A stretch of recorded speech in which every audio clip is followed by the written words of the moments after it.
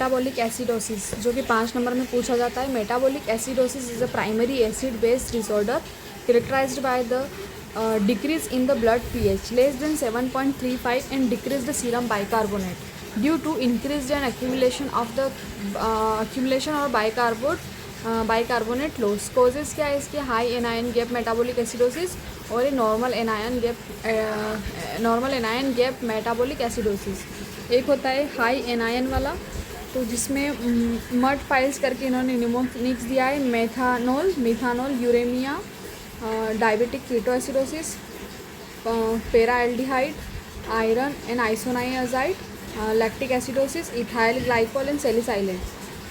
Normal anion metabolic acidosis, जिसमें diarrhoea है, NAGMA करके इन्होंने इसको निमोनिक बनाया है, diarrhoea, renal tubular acidosis, RTA, ureterosigmoidostomy, early renal failure and drugs like the acetazolamides. Pathophysiology क्या है? इंक्रीज्ड एसिड प्रोडक्शन इंक्रीज हो गया या फिर डिक्रीज्ड एसिड एक्सक्रीशन का कम होना और प्रोडक्शन का बढ़ जाना, मतलब H प्लस आयन का एक्यूमुलेशन है।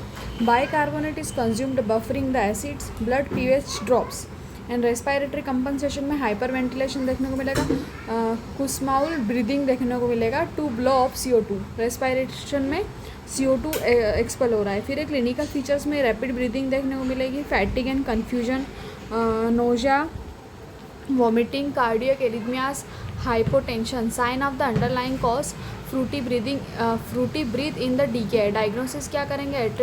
आर्टरियल ब्लड गैस एनालिसिस में ABG pH डिक्रीज़ हो रहा है और बाइकार्बोनेट्स भी डिक्रीज़ हो रहे हैं। सीरम इलेक्ट्रोलाइट्स में कैलकुलेट एनायन गैप, तो नॉर्मल एनायन गैप कितना होता है? 8 to 12 milliequivalent per litre.